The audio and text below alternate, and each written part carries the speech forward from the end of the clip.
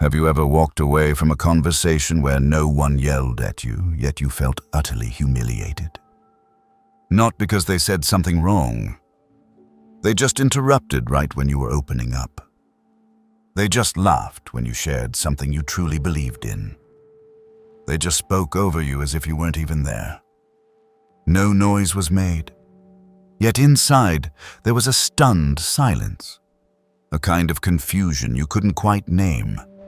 A question that echoed in your mind. What did I do to deserve being treated this way? Disrespect doesn't always come through words. Sometimes it's in the way someone dismisses your presence as if asking to be treated like a human being is asking too much. In today's video, I won't offer shallow advice. Instead, I'll share 5 simple yet not easy principles to help you preserve your dignity among those who don't know how to respect it. Not through anger, but through an unshakable calm. 1. A gaze that doesn't speak, but no one can ignore. There are moments in life when you don't need to say anything more. No explanations, no raised voice, no counterattack, just presence. A presence not loud, but dense enough to bend the air around it. Still enough that others can't pretend you're not there. It's not the silence of fear, nor the humility of avoidance. It's the full presence of someone who knows exactly who they are and doesn't need the world's agreement to affirm it. When someone deliberately interrupts you, dismisses you with a contemptuous glance or a half-mocking comment, your instinct is to prove you're not weak. You want justice, a sharp reply. But in that moment, you can choose something even stronger to do nothing, not because you're too dull to respond, but because you've gone beyond the desire to be understood.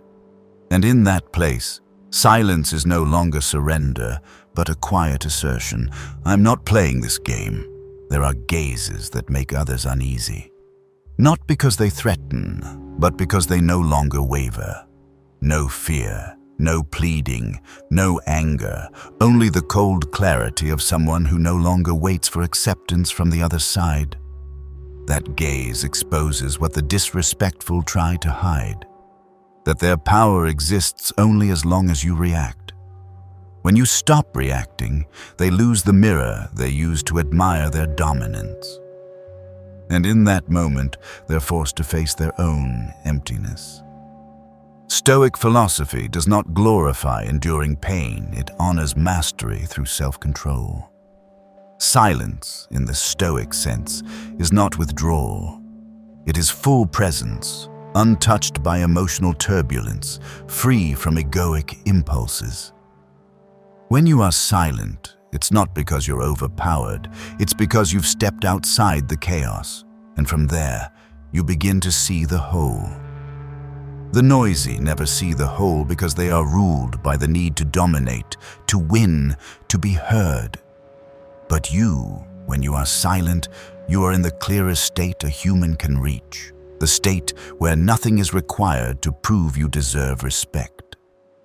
I once sat in a meeting where every word I spoke was interrupted. Not aggressively, but subtly, as if my ideas were just a prelude to someone else's opinion. At first, I tried to push through. I tried to speak calmly, but the harder I tried, the more I was pushed out of the conversation until I stopped speaking. I didn't leave. I wasn't angry. I just sat there quietly and looked directly at the person who had cut me off, as if he were the only one speaking in an empty auditorium. And he began to stumble. His voice faltered. His eyes couldn't hold mine. He didn't know what had just happened, but the whole room did. The balance had shifted not through words, but through the full presence of someone who was no longer trying to be respected, but was simply respecting themselves.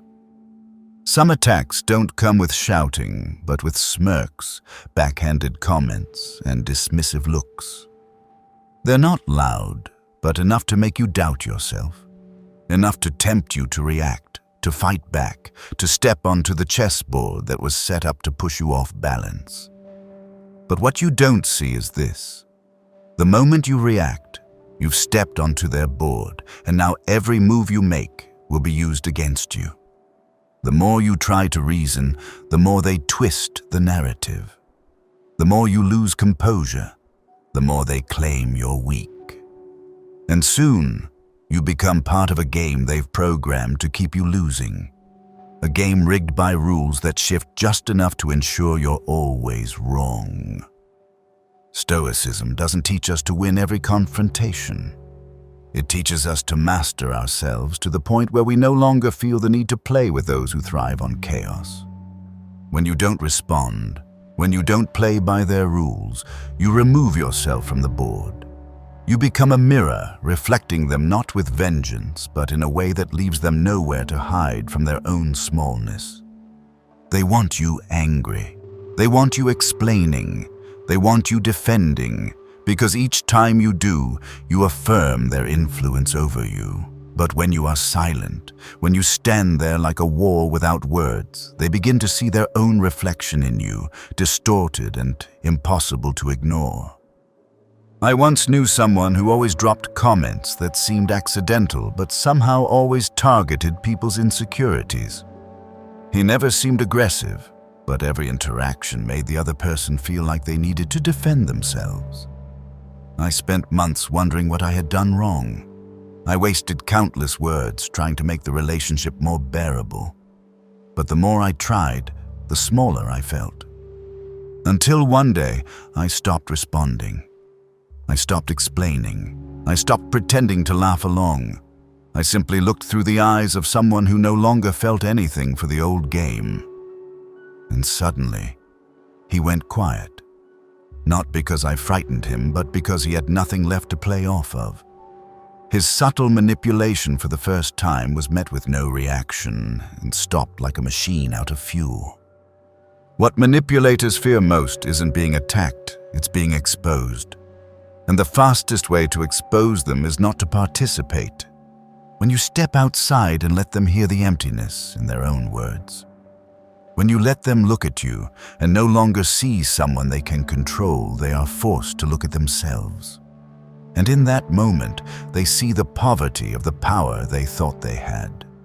They realize that every ounce of control they held came from your willingness to respond. No reaction, no game, no false power. Only a person left to face their own emptiness. And you still standing, unshaken, neither winner nor loser, simply someone who's no longer being pulled in. And that is the purest victory, the victory of someone who chose to walk off the board just to preserve the clarity of their own mind. 2. When silence becomes a clear answer. Some questions aren't meant to seek truth. They're traps designed to force your reaction. They don't begin with goodwill, but with the intent to chip away at your inner calm. Some people don't ask to understand you, they ask to put you on trial, to make you explain yourself, to drag you into a game they've already rigged. And if you answer, you're not just giving information, you're giving them power.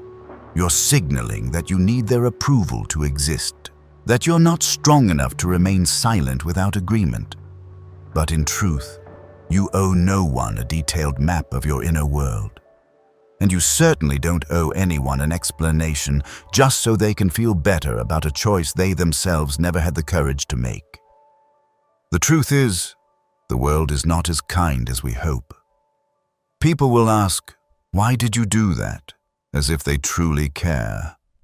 But when you open up, when you try to share your reasons, your struggles, the turning points in your heart, you'll realize they're not really listening. They're waiting to argue. That question was never an invitation to dialogue. It was a test to see if you're confident enough to stay silent. Because in silence lies a kind of strength that words can never reach, a firmness that does not need to be understood to feel justified. I once lived through a moment like that. An old friend, during a chance encounter, looked at me and asked, "Why did you give everything up to live like this?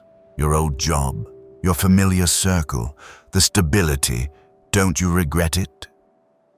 The question sounded like concern, but was full of judgment.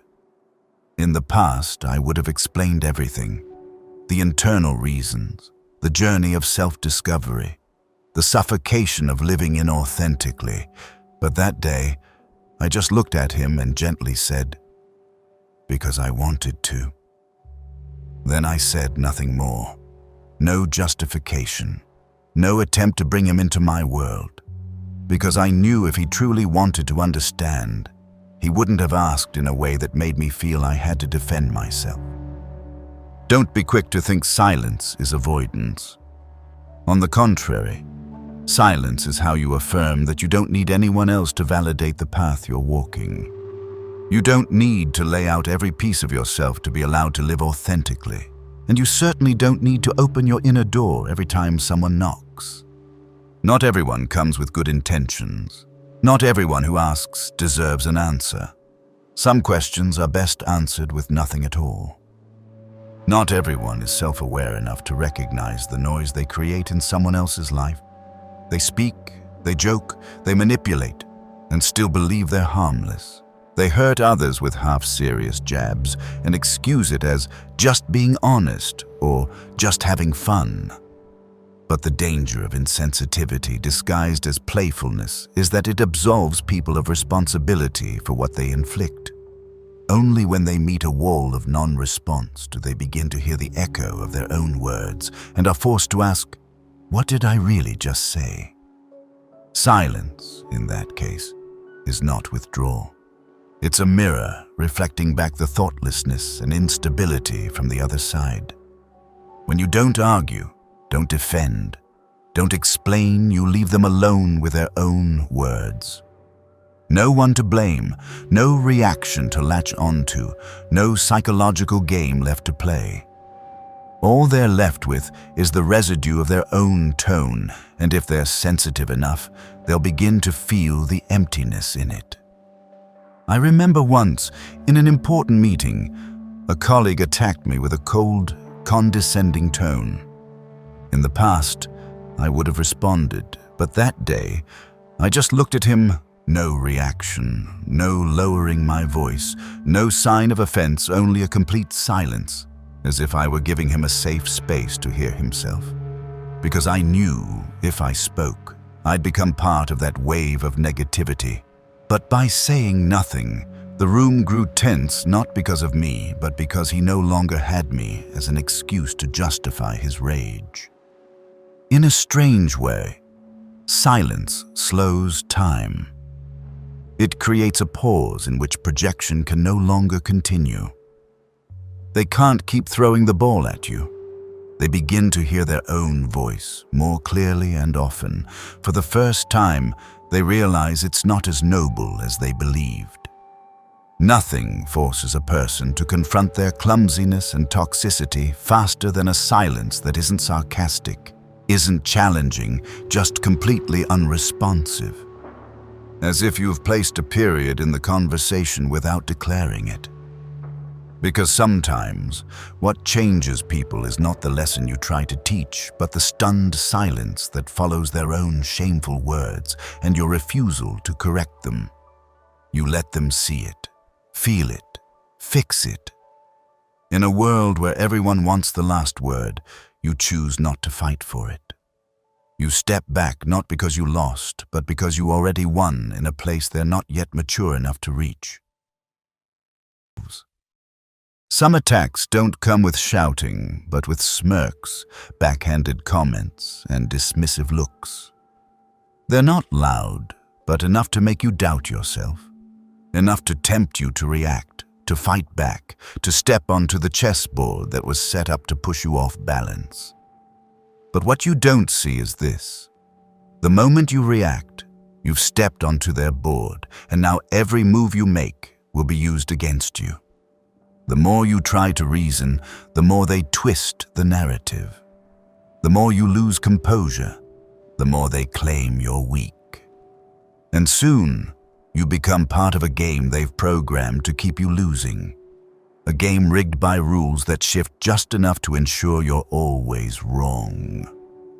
Stoicism doesn't teach us to win every confrontation. It teaches us to master ourselves to the point where we no longer feel the need to play with those who thrive on chaos. When you don't respond, when you don't play by their rules, you remove yourself from the board. You become a mirror, reflecting them not with vengeance, but in a way that leaves them nowhere to hide from their own smallness. They want you angry. They want you explaining. 3. The things they once took the most pride in begin to collapse, one by one. There are those who do not build their lives on real values, but on the perception of others. They tie their identity to titles, to applause, to framed certificates hanging on the wall as if that were the only part of themselves worth preserving. They don't live to understand themselves, but to prove to the world that they've risen above it. Every new achievement is another layer of armor covering what they dare not confront within. They walk through crowds wearing a mask polished by success, believing that their aura is unshakable, that their position is permanent, and that as long as they maintain the image, they are safe. But karma always arrives last and most precisely, and it doesn't strike with a dramatic blow. It needs only a single crack, a project falling behind schedule without a clear reason, a presentation that no longer receives the same glowing feedback, a colleague who once supported them now contributing without enthusiasm. Small pieces begin to fall away, not enough to collapse everything at once, but enough to unsettle them. They feel uneasy, but say nothing. They begin to doubt others, and then themselves.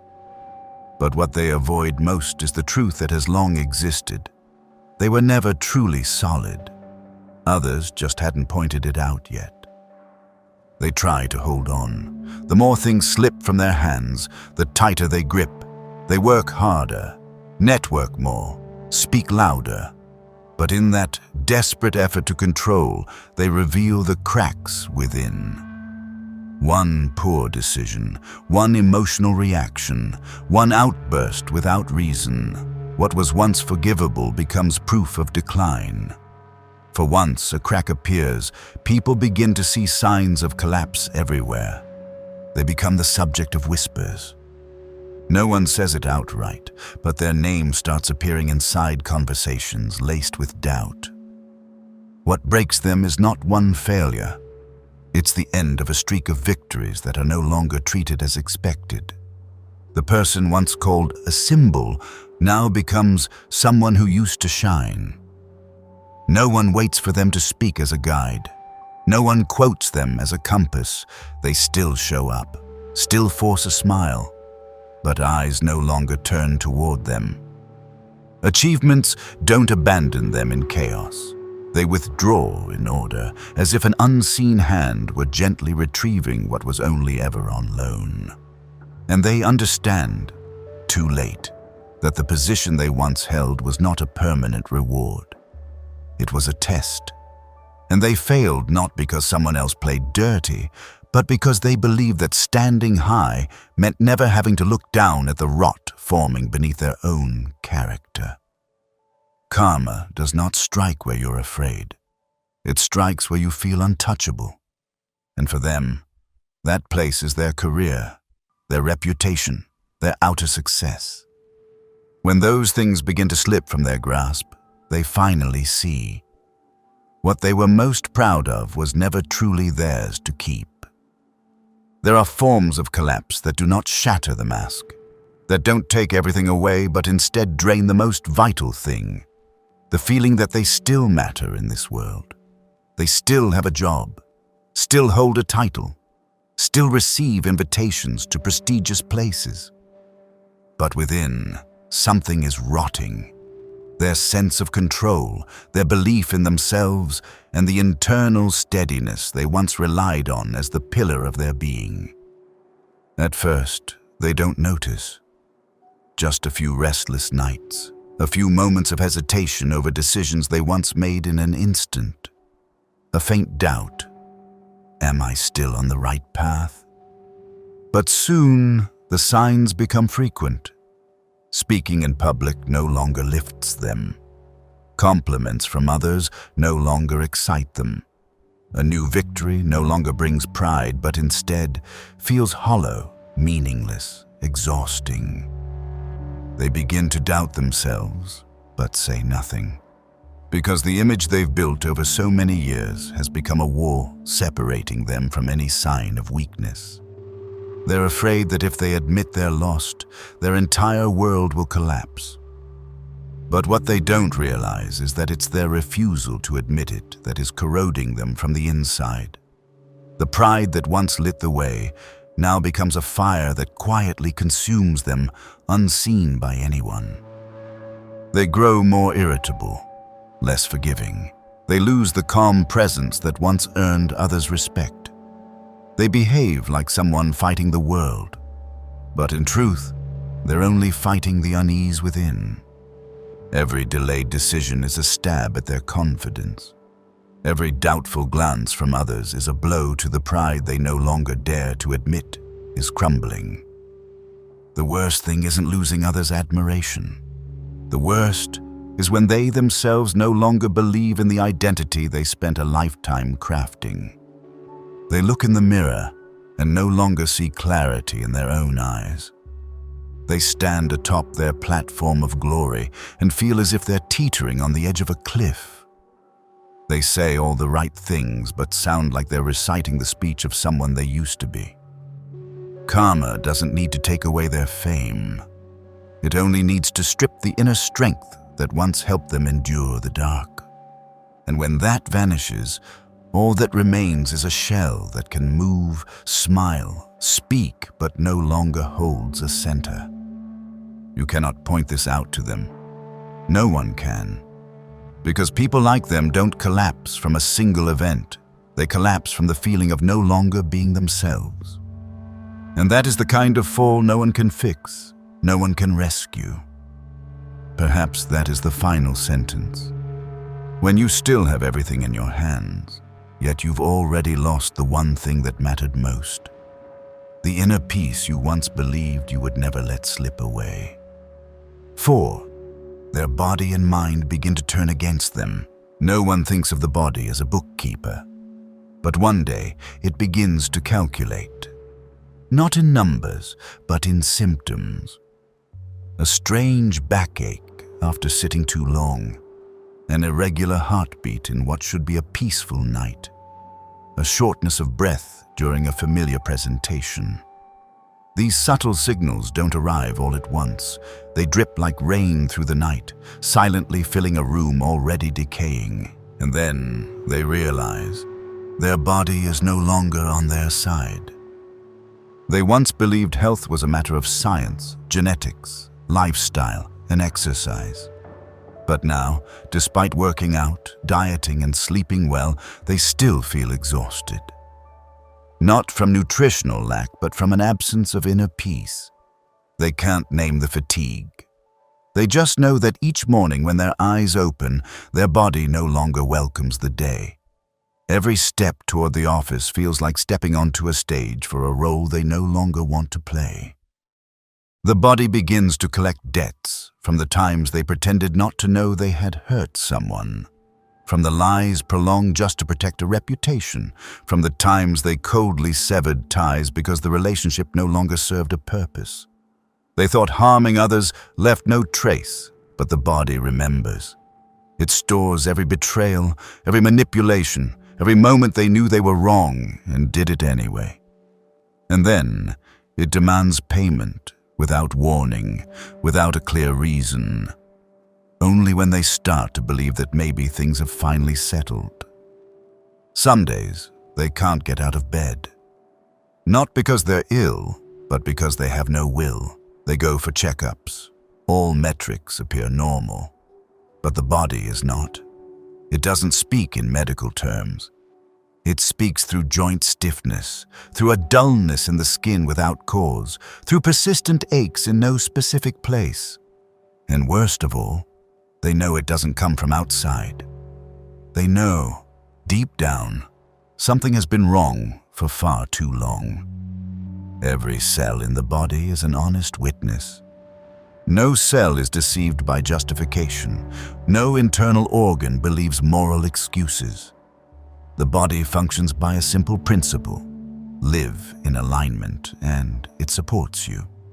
Live in deception, and it turns on you. When the mind has lied too many times, the body begins protecting itself by detaching from the will. They want clarity, but can't focus. They want health, but are drained. They want recovery, but every attempt at healing is just a pause before a deeper collapse. The debt they carry doesn't show up on paper. It shows up on a forehead more furrowed than it should be at 40, in eyes that lose their brightness even after full sleep, in hands that tremble slightly while typing important emails. The body is screaming what they never dare to say. I no longer want to serve a dishonest soul, and when it reaches that point, no doctor, no supplements, no therapy can reverse it. They don't need a cure. They need redemption. But the cruelest part is, most of them don't even know what they did wrong because they've long stopped asking moral questions. Eventually, karma stops showing up in public. It imprints itself into the body as if the universe declares, injustice, when not faced, will erode you from within, quietly, silently, but irreversibly. There are forms of panic that make no noise. They don't cause someone to scream or collapse in a crowd. They arrive far more quietly but destroy more deeply than any accident. That's when the mind, once their sharpest weapon for control and manipulation, begins to turn against them. Not in rebellion, but in disorientation. They forget why they do anything. Forget the self-confidence that once came instinctively. They still act, still speak, still appear, but inside is a void that keeps expanding. At first, it's just vague moments. Their mind drifts during meetings. Their speech falters mid-thought. Simple tasks they once did on reflex now require effort. But what unsettles them most isn't the drop in performance. It's the feeling that they're no longer themselves. No longer the one in command. No longer the one in rhythm with the game. That feeling clings to every action, every thought, every quiet pause, especially in silence. Then, memory begins to return. Not the beautiful kind, but fragments they had buried long ago, faces they hurt, words they used to silence others, situations where they knew they were wrong but deflected responsibility. These images, once thought buried by time, resurface with such clarity they can no longer distinguish between the present and the past. They can no longer control what their mind dreams about. And worst of all, they begin to fear their own sleep. By day, they live like an actor struggling through a role. By night, they become the unwilling audience of a film directed by conscience. They speak of none of this because everyone still thinks they're fine. But deep down, they know. Their mind is detaching from their being. What once was whole reason, identity, image is unraveling like smoke. And when you can no longer trust your own thoughts, panic sets in. Not because of anything specific, but because there is nowhere left to hold on to, not even inside. Nameless fear becomes constant. They don't know what they're afraid of, but feel something's always about to happen. Every unanswered message triggers anxiety. Every passing glance startles them. Every gentle suggestion feels like an exposure. They live in a world where no one condemns them, yet they feel judged at every moment. And the most brutal part is, no one built this prison but themselves. The mind is a neutral territory. It doesn't side with good or evil. But if you force it to remember wrongdoing without giving it the chance to atone, it becomes your most loyal interrogator. No whips, no prison bars, just a replay of your misdeeds. Again and again, every day, every night, until you can no longer tell the difference between living and merely surviving. That is the deepest layer of karma. No one needs to tell them they were wrong. Just let them live long enough with their own mind, the same mind they once trained like a blade, now turning inward, cutting into a place that will never fully heal. 5. The mask falls, and the world sees them exactly as you once did. Truth doesn't always need to be spoken. Sometimes it only needs to be seen. And when that sight comes from many directions at once, from those who once trusted, once defended, once admired them, it no longer feels like doubt. It feels like collapse. A collapse that needs no sound, no accusation, only a look. A look cold enough to strip everything bare. They used to believe that with enough cleverness, enough calculation, enough hypocrisy, they could control their image forever. They believed in the mask forged from praise, glowing articles, achievements stamped with labels of community, kindness, professionalism. But every mask, no matter how refined, cannot resist time. Because time doesn't expose, it erodes. It wears down until the false can no longer cling to what's real. And eventually, no one needs to call them out anymore. Because they do it themselves. They begin to reveal the cracks in their words, their tone, their smallest actions. Others begin to see what you once saw. Slippery language, a smile that doesn't reach the eyes, a gaze that avoids contact. These details were once blurred by the halo of success, by the community's lenience. Now, they appear plainly like dust caught in sunlight, and dust never knows how to hide.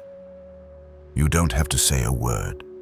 You just stand and witness, not because you hoped for this day, but because you were once the only one who saw the truth while the world was still blind.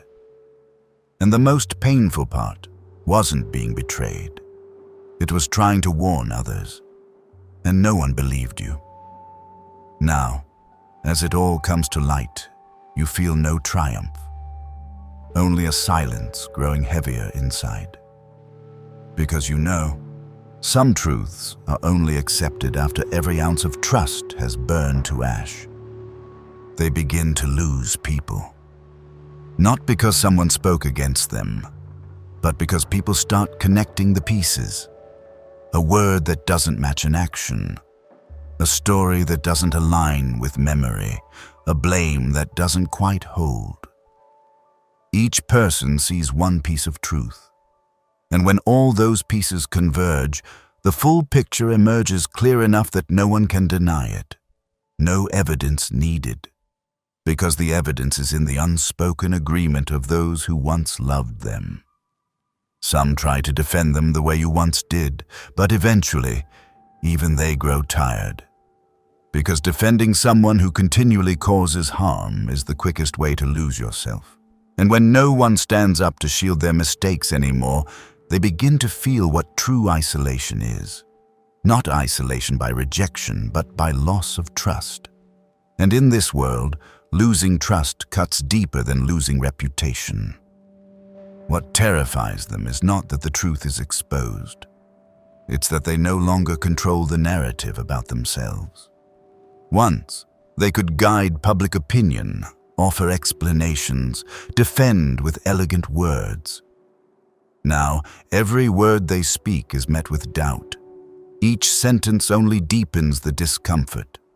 They no longer know how to respond, how to engage. They try to laugh, but the laugh sounds like a knock at an abandoned house. No one answers the door anymore. The world begins to turn away, not with noise, not with announcements, just quietly turning. Withdrew invitations, no longer mentioning their name in meetings, stopped asking for their input. They begin to disappear and no one needs to say it.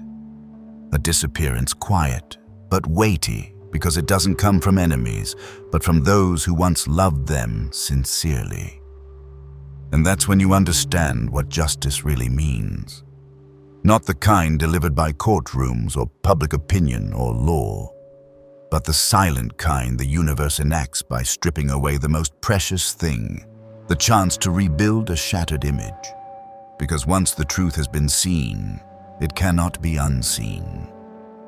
Maybe they still exist, still have a job, still hold assets, still have a voice in a few circles. But you know the truth. They no longer have a place in true respect.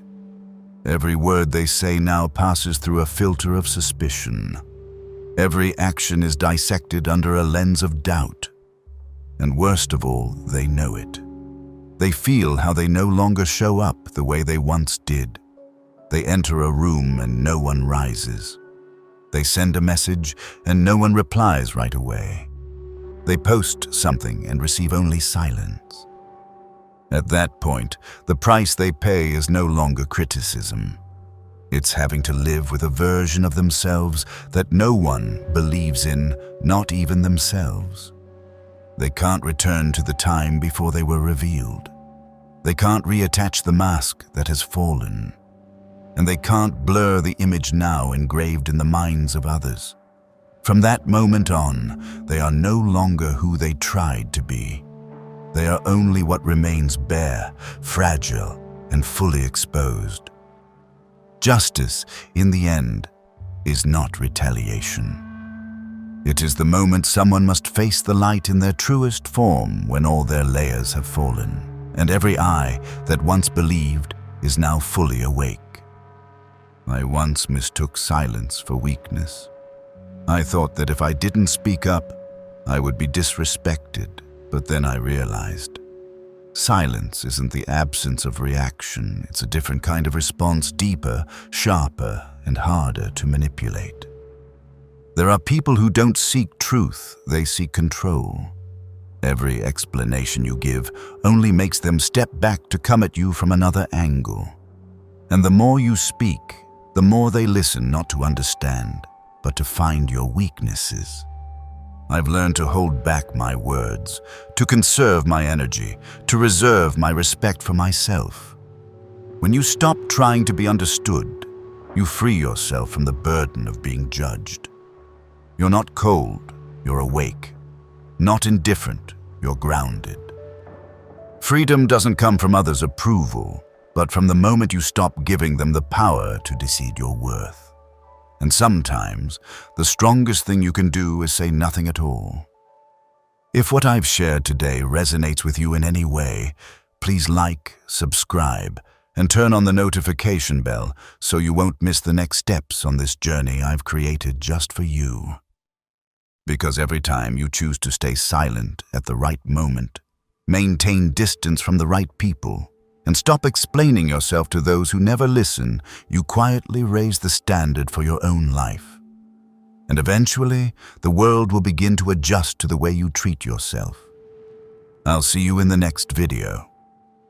Sets in. Not because of anything specific, but because there is nowhere left to hold on to. Not even inside.